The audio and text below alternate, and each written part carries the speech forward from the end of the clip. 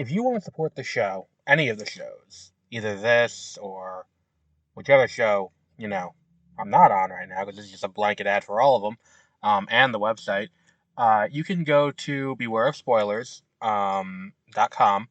In the description for any of the episodes of Beware of Spoilers, there is the option to donate. If you don't want to donate that way, you can donate directly through the website. We do have that, mwpnews.com. And if you don't want to support that way, then going to mwpnews.com will help out because we have ads there. We don't want to keep it, where there's a lot of ads. There's a few ads. But the point is we want to make it so that way, we can sustain this for the long term. If people donate, we're never going to paywall anything, I don't think, as of right now. But if people, if people start donating, we'll start doing cooler and cooler stuff. Like donations are how we get to cover stuff like Tribeca and other, film festivals. And, we may be able to bring on more people to help out. So if you want to help out the show and you want more content from us, by all means, even just going and giving us a 5-star rating on Spotify helps out a lot. But that's it. That's the only ad we'll have on the podcast ever. But here's whatever podcast you're going to be listening to.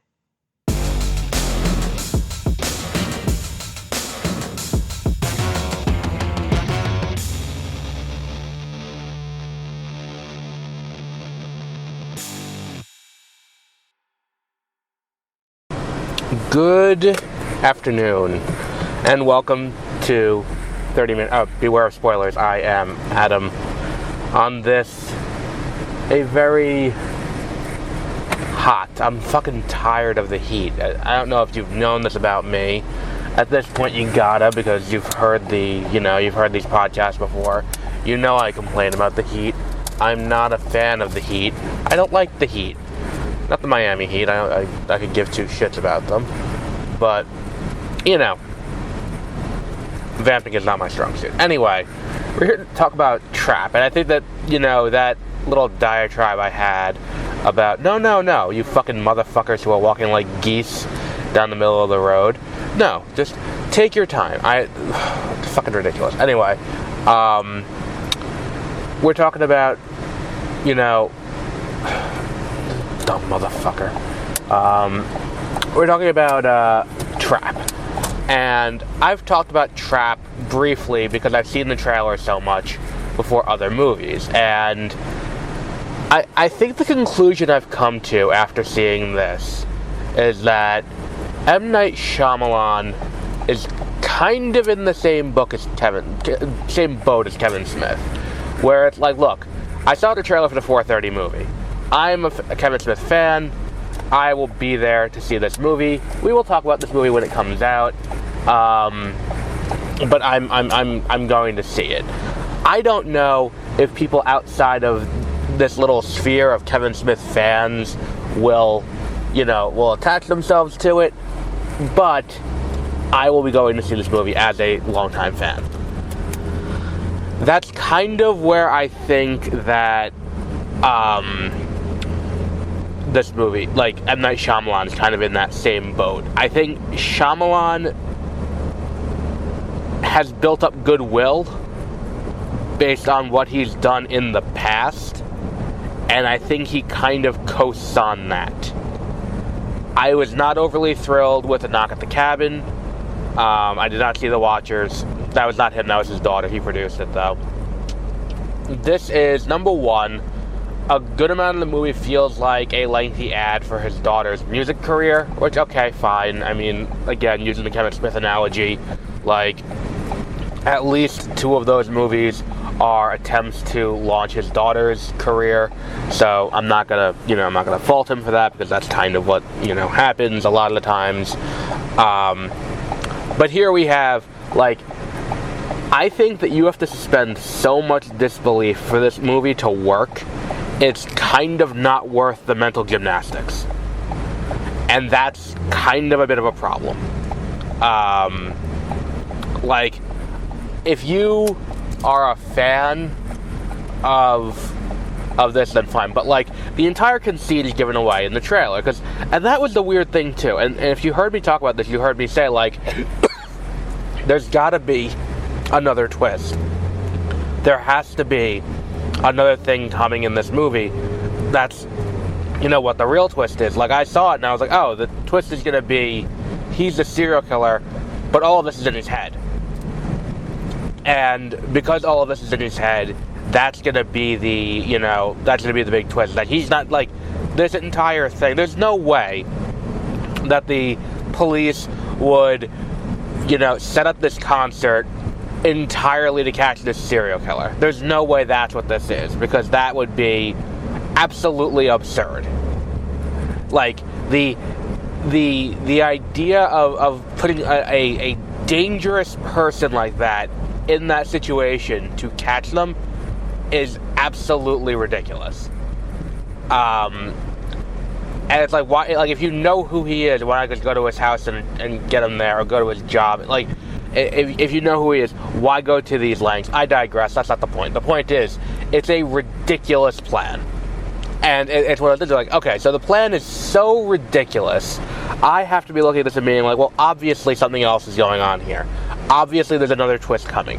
And I figured it was going to be, no, none of this is really happening. It's all in his head. He is hallucinating what this is, and because of that, he thinks that the police are going to get him. But that's not really the case. He's really, he's just, it's just his own paranoia. Think The Telltale Heart. From Edgar Allan Poe, where it's like he hears the beating of the heart in the floorboards, but it's not really the heart beating because the guy's dead. It's his own guilt and his own paranoia about being. I mean, maybe like in this case, I don't think it'd be guilt; it'd be just paranoia of getting caught, being out in a big open place like this, knowing you are the butcher. Like, it's a choice, and I think that watching this, the problem becomes they never really get around that aspect of it, where it's like, this is a really weird situation to be in, almost a surrealist situation to be in. And I don't think you get the same thing where it's like, Bottoms is a surreal situation, because nowhere actually is like that. But it does a good enough job of selling you on, like, this is why you should buy into this world and buy into this. And then on top of that, too, it's like they put you in a situation where you're kind of supposed to, like, be, like, rooting for him as he's trying to escape, but at the same time, they don't make that interesting enough. They don't use the fact that he is this caged animal, like, because that's the thing, is what you, like, once you have bought into this scenario, you have a guy who is genuinely, a caged animal at this point. If he is the butcher, which he is, like, we know that Josh Hartnett's playing the butcher, like, he's a caged animal, and he is going to do everything in his power to get out of that cage, which is going to make him more dangerous. But you never really feel that through the movie. There's no moments of like, oh, I'm going to do this to create a distraction to try and say, oh, I'm going to do this. Like, he kicks the lady down the stairs at one point, but like beyond that, like the whole thing is kind of weird. And I don't know. I feel like, and for the entire thing to be like, oh, we're 2 steps ahead. We planned for him to go into the, limo. It's like, well, what the fuck? It's such a stupid plan. Like, I can't, like, this is, if you are a fan of M. Night Shyamalan, more power to you. If you are a fan of M. Night Shyamalan and you're looking for something to watch, from him, then by all means watch it. But again, I feel the same way I did leaving A Knock at the Cabin, where I'm kind of just confused because the fundamental conceit of the movie is not interesting enough. And that was the issue there, where it was like they're playing both sides against the middle. They're playing both sides of like, oh, well, is it real? Is it not real? Are these people telling the truth about the world ending? And it's like, because they're playing off of the, who Shyamalan is as a writer, and who Shyamalan is as a director, it's kind of playing with your preconceived notions as kind of a character, for lack of a better word. But by and large, what you end up with is you just end up with a confusing mess, because it's like nothing is ever really committed to. You never really deal with the conundrum at hand, and that's kind of the same thing here. It's not so much the Shyamalan being Shyamalan to prove he's smarter than everyone in the room, like A Knock at the Cabin was. This just feels more like it's okay, we're gonna try this and see what works, and good for them, I guess. I'm sure some people will like this movie. Like, Hartnett is great. I think he has a great performance. Alison Pill has a great performance, but that's to be expected. She's always great. It's just, this movie is just, not a great vehicle for these. And that is fundamentally the problem. Oh, that's a maneuver right there. And that's just fundamentally a problem. But I think that's as good a place as any to wrap up for today. I think that when all is said and done, we're going to look back on this movie. Like, I think that his, kind of return to form with, like, Split was kind of it. That was the beginning and the end of that. And I think that we're kind of in a similar place now where it's just like, okay, he's got another movie coming out, let's see what we can do. I gotta say, does he have like a first pass deal where it's like, if you have a first pass deal and you make the movie, it's like, well, it'd be stupid for us to not release it and then someone else gets it, like, we paid for it already. But just, God, I don't think this is a great situation for him to be in. This is not a good movie. On our scale, I would say this is let's say 2. If you have Max, was Warner? I don't remember whose logo was before this movie. Who the fuck was that? Was that Warner Brothers? I don't remember. This movie's so fucking forgettable. Like, I saw it, went to Shake Shack, got lunch, and then got back in my car, and I was like, who the fuck produced this movie? Like, it's something. It's something. But we'll wrap up there for today. This is a 2-star. If it ends up on Max, if it ends up on, on Netflix, and you have it already, then give it a watch, I guess. But I wouldn't say go out of your way to watch this, Like, this is not a rush out to see it in the theater. This is not a rush out to get a streaming service. This is a wait for it to come home. You may have more enjoyment watching it sitting on your couch, for free, quote unquote. But we'll wrap up there for today. Our next episode, we'll be doing a Kite Man catch-up later this week. Next week, we have a packed weekend, actually, more accurate. Peter will be coming in. Peter will be zooming in for our anniversary show because, as you may know, today is the 9th anniversary of 30-Minute Reviews.